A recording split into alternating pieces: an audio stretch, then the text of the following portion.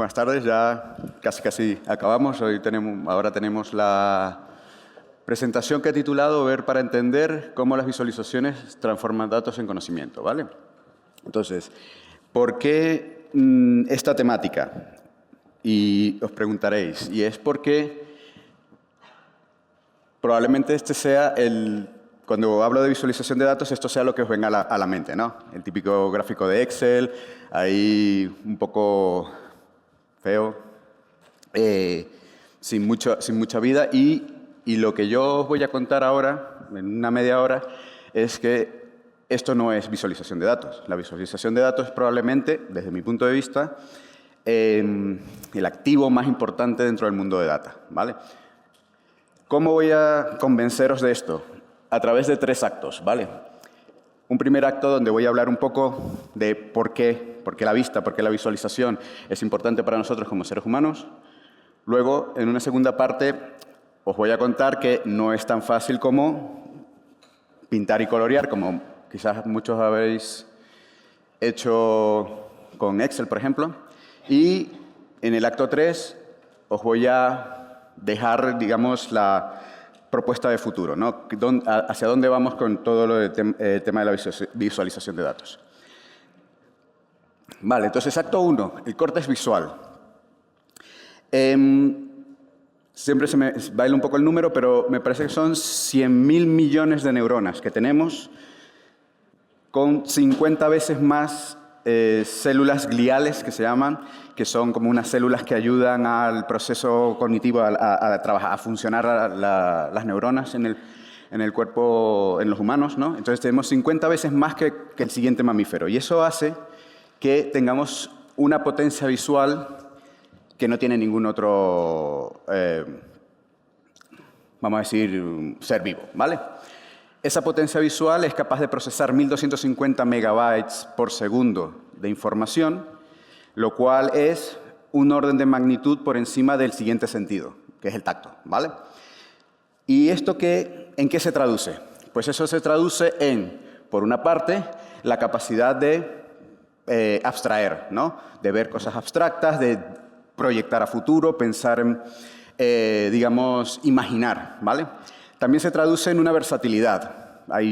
Probablemente habréis escuchado que hay otros animales que tienen mejor vista a distancia o colores, pero nosotros no, nosotros tenemos diversidad, ¿vale? Entonces podemos ver muchas cosas en diferentes contextos.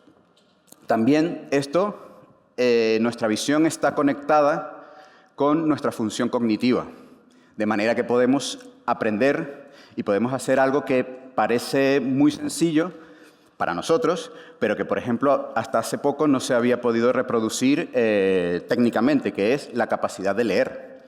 Al final nosotros tenemos la capacidad de interpretar símbolos y atarlos, digamos, al conocimiento. Y también muy importante, nuestra capacidad la visión nos permite, a través del reconocimiento de, por ejemplo, de caras y reconocimiento de imágenes, ser un ser social, ¿no? Entonces, toda nuestra cultura, toda nuestra capacidad de socializar se basa en estas virtudes que tiene nuestra vista, ¿vale? Que, por cierto, también es algo que hasta hace muy poco no podíamos reproducir artificialmente. ¿Y para qué nos ha servido esto? ¿Vale? Y entonces, históricamente, esto nos ha servido para hacernos una idea de las cifras, de los números del mundo, ¿no? Entonces, por ejemplo, me gusta mucho este ejemplo, ¿no? de época prehistórica, donde al final estamos viendo una forma de visualización de datos, ¿no? Aquí estamos cuantificando, se puede interpretar como el primer censo visual que ha hecho el ser humano y que muy antes del concepto de un número, el concepto de las cuentas, ¿no? Y aquí podemos hacernos una idea de cuántas personas, qué tipo de personas, ¿vale? Entonces ya vemos que desde el inicio nosotros tenemos una tendencia a interpretar los datos a través de la visualización. Fuimos avanzando, llegamos a la historia, llegó la escritura, llegaron otros avances tecnológicos y se generaron también nuevas maneras de representar los datos en forma de visualizaciones. La que desde mi punto de vista es más importante es los mapas, ¿vale? Los mapas no solamente son una representación visual de pues, lo que ya conocemos, ¿no? De, por ejemplo, en este caso, un esquema de Centro Europa. Esto me parece que es el original desde el año 400 o algo así. Sino que además nosotros tenemos la capacidad de interpretar, y esto es muy importante, las distancias reales respecto a lo que estamos viendo. Es decir, si viésemos este mapa de Europa, está totalmente distorsionado y, sin embargo, nos sirve para más o menos identificar distancias relativas entre lugares, y esto también es visualización de datos, ¿vale? Seguimos avanzando digamos, con la tecnología, y ya hacia 1786, el que se puede considerar el pionero de los gráficos estadísticos, el que inventó los gráficos de barra, los gráficos de línea, todo esto, William Playfair, ya lo que hizo fue dar, digamos, el primer salto de paradigma. Ya no solamente somos capaces de representar lo que vemos, sino también somos capaces de abstraernos al respecto de muchos datos. Por ejemplo, cuando nosotros, digamos, aportar información que puede entender cualquiera, ¿no? Entonces, en este caso, ¿no? Este es un gráfico de Playfair, donde él muestra cuál es la evolución de la balanza comercial entre Dinamarca y Noruega, me parece. Vale. Entonces, todo esto siguió evolucionando hasta nuestros días, donde, digamos, a mediados del siglo XX ya se dio un paso adicional con los trabajos de Tukey, en donde lo que se consiguió es establecer el concepto del análisis de datos cuantitativo, ¿vale? De nuevo, algo que parece que es muy de andar por casa, que vemos todos los días, pero vamos a ver que esto es muy importante, como por ejemplo lo podemos ver en este caso, ¿vale? John Snow, en 1855, lo que hizo fue, este era un médico y estaba convencido de que la cólera no se transmitía por lo que en esa época se pensaba que era el miasma o los gases tóxicos que emanaban los enfermos y tal, ¿no? Y entonces él lo que hizo fue graficar los casos de cólera en un plano de Londres y identificar que todos los casos se concentraban alrededor de unos pozos de agua. Y entonces se dio cuenta que era a través del agua que realmente se transmitía el cólera. Y esto cambió totalmente el concepto que existía al respecto de la transmisión de enfermedades. Vale, entonces, para que veáis un ejemplo de lo importante que es la visualización de datos, incluso en aquella época. Por cierto, así como dato curioso, y esto es importante también cuando estamos trabajando en el contexto de data, al final esto nos sirve para, digamos, sostener nuestros argumentos. Una de las, digamos, de los contraargumentos que le dieron es que había un sitio donde detectaron que también se suministraba agua a través de ese pozo y no se contaminó nadie. Y era porque era una destilería de cerveza. La gente no bebía agua, básicamente. Y después de todo esto, llegamos al punto en el que estamos ahora, donde la integración tecnológica mediante interfaces de usuario y dashboard ha permitido, o digamos la irrupción del mundo digital, ha permitido la democratización de este tipo de tecnologías, de estas metodologías. Pensar que antes de esto, generar esas visualizaciones que vimos antes, que parecen muy antiguas, muy rudimentarias, realmente era algo complicado, ¿vale? Ahora cualquiera puede, pero esto trajo consigo un problema fundamental, que es lo que me lleva al segundo acto, ¿vale? Y el segundo acto no es pinta y colorea, ¿vale? Esto mis alumnos se han cansado de escuchar cuando hablo de esto, porque la idea que tenemos es de lo típico, tenemos un gráfico de barras para mostrar estos datos que me han pasado en un Excel y luego resulta que no es tan fácil. ¿Vale? ¿Por qué no es tan fácil? Y aquí os traigo un ejemplo un poco convencional donde creo que se ejemplifica bastante bien la potencia y la dificultad al mismo tiempo de la visualización de datos. Es verdad que aquí estoy un poco sesgado por mi background, pero bueno, para que entendáis esto es lo que se llama una sección sísmica, ¿vale? Entonces, una sección sísmica lo que hacemos es representar el subsuelo a través de visualizaciones que generamos con datos. ¿Qué datos? Datos de reflexión sísmica. Esto es, se plantan geófonos, se genera una fuente, que puede ser una fuente mecánica o explosivos. Esa onda se transmite a través del subsuelo, la reciben los geófonos y recibimos unos datos, los cuales transformamos, y ya os digo que las transformaciones involucradas para llegar a esa imagen de arriba son bastante complejas, que involucran filtros de señales, mates, ¿vale?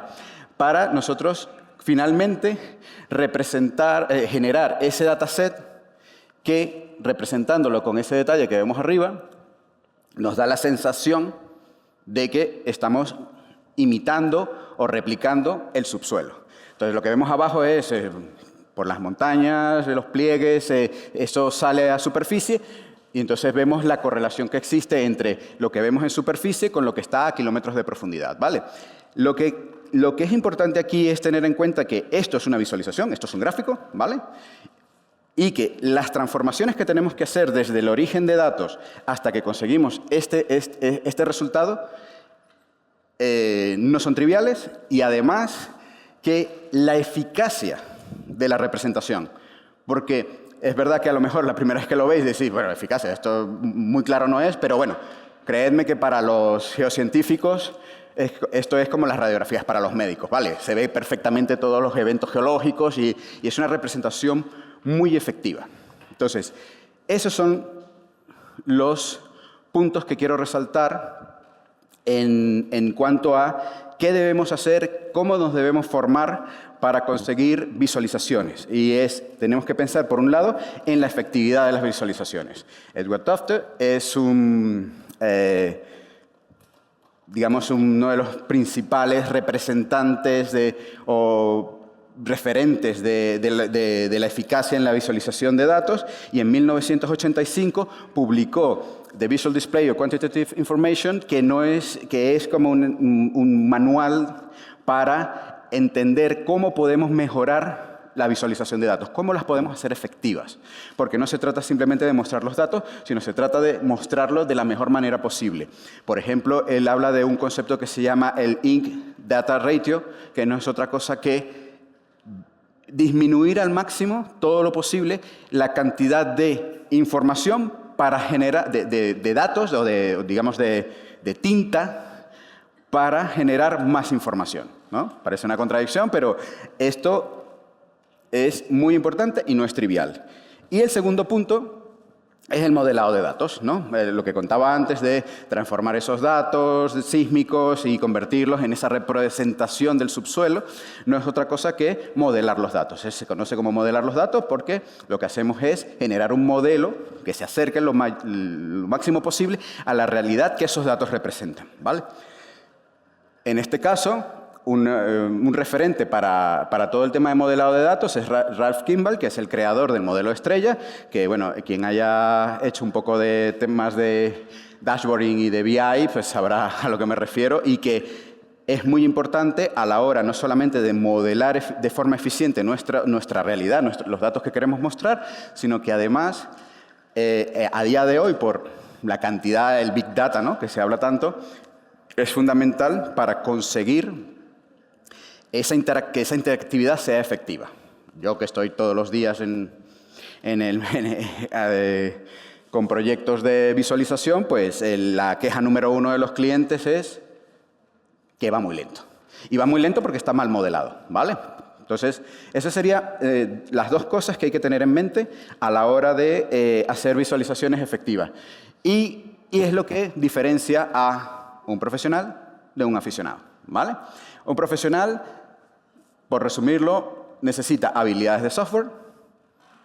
Ya no es un Excel, un Power BI que yo, digamos, tiene una interfaz gráfica, es una herramienta de ofimática básicamente para crear gráficos, sino que necesitamos entender, conocer software, la capacidad de manejar grandes cantidades de datos, que parece una trivialidad, pero también siempre lo recalco a mis alumnos, cuando nosotros estamos viendo unos datos, 1000, 200, 5000 datos, ¿qué es lo primero que hacemos? Abrimos el Excel, vemos los datos, intentamos explorarlos visualmente. Cuando tenemos 1000 millones de datos, eso no tiene ningún valor, ¿vale? Es como ver un vaso de agua en el mar, por decir algo, no, para hacer una analogía. Entonces, tenemos que aprender a manejar, a explorar grandes cantidades de datos y verlas de otra manera, ¿vale? Y luego, una cosa que me parece muy interesante, que una vez lo escuché de una persona que, bueno, para mí es un referente en todo el mundo data, que tiene que tener inmunidad al sesgo. Hoy en día hablamos del dato, todo el mundo el dato. Los profesionales del data odian el dato, no creen en el dato, porque sabemos que el dato está corrupto, que el dato es manipulable, que el dato no representa ninguna realidad, ¿vale? Y esto, si juntamos todos estos skills, pues seremos capaces de crear esos buenos modelos, esas transformaciones y esas visualizaciones que realmente son efectivas, ¿vale? Entonces es un poco digamos lo que quería transmitiros en ese segundo acto para convenceros en el primero, convenceros de que es súper importante la visualización de datos, en el segundo, que no es trivial, ¿vale? Por cierto, eso que vemos aquí es un esquema de flujo de datos en una aplicación que utiliza OpenAI para conectarse y enriquecer datos de datos médicos. Fijaros que, volviendo al tema de la eficiencia de las visualizaciones, probablemente muchos de vosotros no conocéis nada de estos elementos que están aquí, pero podéis entender más o menos cómo es el flujo de los datos, de dónde estamos sacando la información, de dónde estamos conectándonos a los sistemas de OpenAI y finalmente dónde lo estamos visualizando. Esa es la potencia de, por ejemplo, un diagrama o una visualización bien hecha. Si os metéis en el mundo data, os vais a hartar de ver esto, ¿vale? Tercer y último acto. Ya espero haberos convencido de que la visualización es súper importante, que no es trivial, y ahora viene la siguiente parte, que es ¿a dónde vamos? ¿Qué es el futuro de la visualización y qué es lo que viene en los próximos años, sobre todo con todo lo que tenemos ahora de inteligencia artificial, ¿vale? Y es que todo el mundo digital es una visualización de datos, ¿vale? Cuando nosotros vemos una imagen, como la que está ahí al final, esa imagen no es más que números. Números en un código que se llama RGB, ¿no? La combinatoria de esos tres códigos, de los valores en esos tres grupos de colores, nos generan un color y ese color es lo que se representa en el píxel. Y al final la imagen es un conjunto de esos píxeles. Por lo tanto, siempre que vemos una imagen, siempre que, como ahora, una presentación, un vídeo, lo que sea que esté en formato digital, realmente es una visualización de datos. Lo que pasa es que no lo vemos como tal. Y eso requiere de tratamiento. Es decir, esa imagen que está creada con generativa realmente es un proceso, un modelo que genera ese arreglo de puntos de datos de RGB, de manera que para nosotros representa una flor. Ese es donde estamos ahora. Todo lo que tenga que ver con manipular datos para representarlos de forma visual, para nosotros entender mejor el contexto en el que vivimos, ¿vale? Y entonces, bueno, todos otros ejemplos de esas aplicaciones pueden ser pues, la visualización de proteínas, que está ahora como muy en boga con todo el tema de la computación cuántica, los chips estos que nos ponen, que quiere poner Elon Musk a la gente para que veamos directamente, interactuemos directamente con el córtex visual, y otra serie de aplicaciones que hoy en día vemos y que son modelados de datos al final y visualizaciones. Modelados para llevar a visualizaciones. ¿Por qué? Como conté en el primer acto, se nos hace mucho más fácil entenderlo así, ¿vale? Nosotros, si nos ponen una matriz de números y intentamos interpretar lo que es eso, no lo conseguiremos. Si vemos una visualización, sí que lo entenderemos. Y entonces, bueno, eso es un poco donde estamos yendo. Y lo que viene no es otra cosa que, y es a lo que os invito a todos los que queráis meteros en este mundo, es ser creativos. Buscar la mejor manera de visualizar datos, de entender los datos que tenemos y para poder aportar información y crear contenido válido y, digamos, que seamos capaces de interpretar y de utilizar. Entonces, para quedarnos con esa idea, me parece que este es el mejor ejemplo de eficiencia a la hora de mostrar datos. Aproximadamente se estima en el año 2024 que en el mundo existen 150 zettabytes de información, ¿vale? Sin contar el registro físico, sino digital. Y hace algunos años, no sé si conocéis esta imagen, pero ya hace unos cuantos, como 40 años ya que se lanzó el Voyager 1, se puso esta inscripción digamos, en la carcasa dentro de la sonda, en donde lo que se pretendía era ilustrar lo que era la humanidad en esas visualizaciones que vemos ahí. Así que creo que es el mejor ejemplo que existe de eficiencia a la hora de hacer visualizaciones y pues ahí os dejo el reto de ser creativos y de seguir avanzando con todo lo que tenemos, ¿vale? Muchas gracias.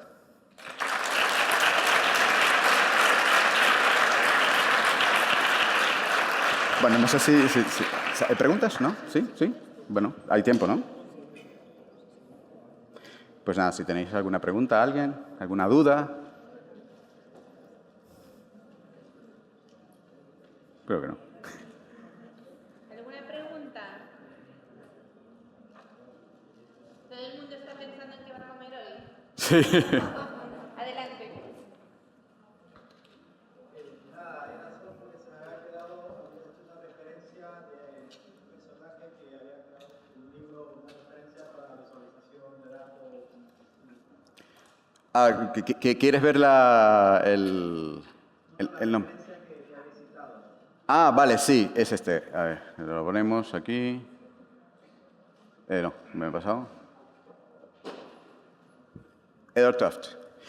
Este es para la parte de visualización como tal, ¿vale? Entonces, si lo buscas, está disponible en Internet ya gratuitamente en PDF. Vais a ver que son muchas páginas, ¿vale? Pero donde se habla en detalle de cómo debo presentar visualizaciones para que realmente sean efectivas, ¿vale? Entonces ahí, este ejemplo, el GIF animado, lo que muestra es uno de esos conceptos, pero lectura obligada para quien quiera hacer visualizaciones efectivas. Y luego está, por otra parte, Ralph Kimball, que también es de Data Warehouse Toolkit, también se puede encontrar en Internet, y esto ya es más para modelos de datos para BI, para Business Intelligence, ¿vale? ¿Qué recomendarías a alguien que quiera empezar a meterse en el mundo? No sé si esto funciona. No, sí. Ah, no, pero no se ve ahí. Programar, aprender a programar, lo primero. Es como, por más que intentes evitarlo, tarde o temprano vas a tener que aprender a programar. ¿Sí? ¿Cómo? ¿Sabe ya programar? ¿Sí? Porque en mi caso yo estoy intentando entrar mucho en el data, pero el desarrollo de software. Sí, está. ¿Qué sabes? ¿Qué conoces? ¿Qué lenguaje? Ah, vale, perfecto. Pues, a ver, yo te diría modelado de datos. sería lo siguiente. Es decir, al final es verdad que no existe quizás el libro de Kimball puede ser un buen inicio para entender lo que es un modelado de datos, pero por buscar, digamos, todo lo que tenga que ver con modelado de datos. Esto sería específicamente para BI, pero también puedes buscarlo de forma específica para otro tipo de aplicaciones. Bueno, como comentaba antes, Machine Learning al final es eso. Machine Learning es una manera de modelar datos y entonces también pues, tener conceptos de Machine Learning y también vendría bien para entender un poco cómo podemos manipular datos de forma efectiva, ¿vale? Pero para empezar, ¿vale? ¿Sí? A mí personalmente no me quedó muy claro el tema de inmunidad al sesgo. ¿De? Inmunidad al sesgo. Ah, vale, sí. Vale. A ver. Yo lo suelo explicar al final, nosotros a ver, buscar un ejemplo así que se me ocurra. Cuando nosotros estamos hoy en día muy acostumbrados a que de repente vemos un gráfico, ¿vale? En la tele nos muestran un gráfico de barras que indica que porcentaje de felicidad por países, ¿vale? Y no pensamos en de dónde viene ese dato, ¿vale? Entonces, ya, obviamente el gráfico que se está presentando pues son dos columnas que tiene una el país y en la otra columna el valor de ese porcentaje de felicidad por país. Pero ¿cómo se cocina ese dato? Y te puedo asegurar que eso es lo que tú quieras, ¿vale? Según como tú quieras presentarlo. Y ojo, no estoy diciendo, y cuando hablo de manipular datos, realmente es un anglicismo que se debe traducir como manipular datos, pero no en el mal sentido. O sea, no hablo de falsear datos, ¿eh? Hablo de trabajar los datos de manera que representan lo que tú quieres representar, pero tomas decisiones en el proceso. Entonces, tú vas a tomar las decisiones en función de lo que tú quieras demostrar, por decirlo de alguna manera. Entonces, eso al final, cuando tú trabajas con datos, eso lo ves constantemente todos los días. Y entonces pierdes respeto por el dato, ¿vale? Pierdes respeto por el dato como tal porque entiendes que el dato siempre tiene sesgo. Entonces, a eso se refiere, eso lo tenía por ahí, inmunidad al sesgo, ¿no? No, creo que era más adelante, aquí. Inmunidad al sesgo es generar esa capacidad de entender de que el dato no es más que eso. No tiene un valor en sí mismo. No tiene ningún tipo de, lo diré, es algo que apoya el razonamiento que estemos haciendo en un momento dado, pero no debe ser el razonamiento, ¿vale? Eso es un poco la reflexión ahí. ¿Otro pregunta? ¿Sí? ¿Cuándo recomiendas ofrecerle a un cliente una solución paga como Tableau o BI o algo que solo que tú hagas desde cero el dashboard en Django, en Redis y tal? Depende del uso. Depende de cuál va a ser el público objetivo, los usuarios, ¿no? Si tú vas a tener porque piensa que aunque tú puedas hacer un desarrollo ad hoc, digamos, de cero, luego tienes que tener por detrás toda la infraestructura de procesamiento de esos datos y de generación de esos dashboards.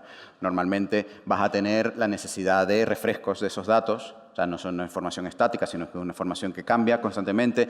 Puede ser que tengas un modelo muy complicado, también depende de eso, o sea, tienes un transaccional de 50 tablas, ¿no? Esas 50 tablas vas a lanzar queries contra esas tablas que van a tener pues, un SQL de cientos de líneas, ¿no? Entonces, eso lo vas a poder, digamos, conectar de forma más eficiente con un Tableau Power BI. Es ahí donde ellos... Lo otro lo puedes hacer, pero te vas a tener que desarrollar conectores, vas a tener que desarrollar... O sea, al final no es solamente el visual, el front, ¿vale? Entonces el back es un poco... Y luego ver un poco... Tableau Power BI también tienen la posibilidad de ver en web, entonces es difícil competir contra eso, ¿vale? ¿Más preguntas? pues ya está, ¿no? Muchas gracias.